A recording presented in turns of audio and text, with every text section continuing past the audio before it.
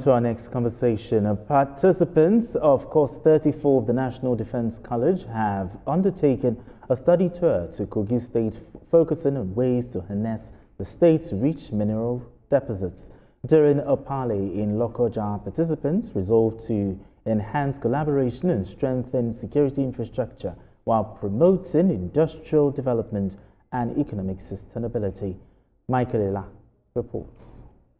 At the center, and Nigeria started here. These engagements with government officials and other key players aims to explore practical ways to strengthen security and development partnerships in Nigeria's mineral-rich states. Led by the provost of the college, the delegation affirmed that Kogi State is endowed with vast deposits of minerals, including coal, iron ore, and limestone, critical resources for Nigeria's industrial growth.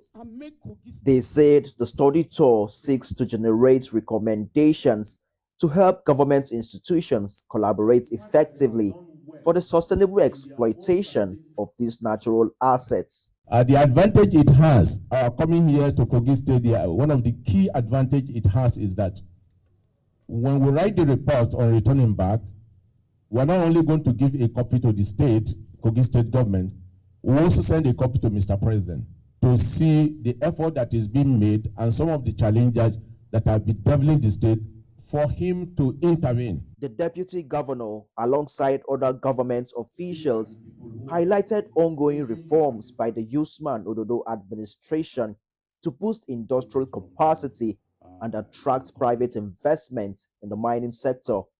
Out of 40 solid minerals, over 30 are deposited in Kogi State here. Please help us tell Mr. President, he loves us too much. And that love, we want our own people, the indigents of Kogi State, to start benefiting. We have been lying on our solid mineral. Unknown to us, we didn't know. But now, we thank God because of Elijah Ahmed Usman Ododo. We want them to work for us as Kogites. Kogi do not have any business being poor. If we allow these mineral resources work for us, they are in commercial quantities. The study tour is part of the National Defense College's annual course requirements designed to broaden participants' understanding of governance, security, and development linkages across Nigeria. Michael Ela, TVC News. All right, Michael Ela joins me for more questions. Michael, very quickly, what prompted the choice of Kogi State as the focus for this year's National Defense College Study Tour? Hi, Benga. Well, Kogi State has been largely defined as the microcosm of Nigeria itself. So the participants were clear on the explanation of the choice of Kogi State. Kogi is the major corridor, a major artery with its route linking the north and the south. So the transport or the transportation of mineral resources, of passengers and other products means Kogi State plays a very critical role basically in this transport of all these resources. So the participants were clear. Kogi has over 30 deposits of minerals, and it becomes the best choice for this field work. Benga. I mean, in practical terms, what outcomes or policy recommendations are expected from this tour? Well, the participants, that would be largely left for the participants to uncover. But personally, I would think that one of those recommendations would be efforts to improve the security challenges being faced in the state. Also, that the fact that Kogi State is a major artery, it's a blessing, and of course, which some people have also described as a curse in itself. So the cost aspect of it is that it becomes susceptible to criminal activities. It becomes susceptible to banditry and other people who the governor was specific in some of his speeches that some of these criminals are targeting the mineral deposits in Kogi State. So okay. I'm thinking that one of the recommendations will be about stamping out insecurity providing job employment opportunities for youth, and of course, stamping out the activities of illegal miners. Benga. All right, Michael Ila, thank you so much for sending in your report.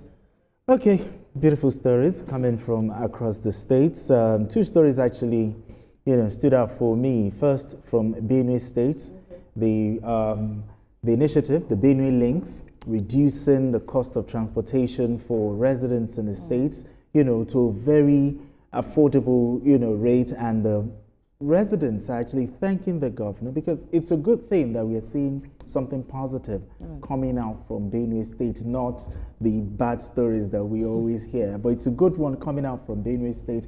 And also the issue of Amotekun. Okay. Talk about the Amotekun collaborating with other states, Ondo, Ogun, Osun, just to fight insecurity. They call it flush them out. It's a very, very good one, and I hope that this continues. It's a very good one, like you said, and like our reporter also, mentioned, Ayodeji, saying that it's now become a yearly practice.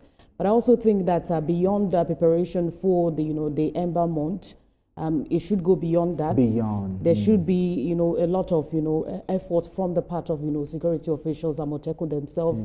They could collaborate with local hunters, that's where the conversation about state policing came in, that everyone is on their toes to ensure that the state is secure. And for states in the southwest, like Ondo, who share border with states like Ekiti or Osun State, it's very easy to control as long as everyone is intentional about this. But it also, calls to attention the fact that, you have to, protect yourself also as an individual. I like what the state governor is doing, and this is a call for other states to do the same, not just for the Ember Month.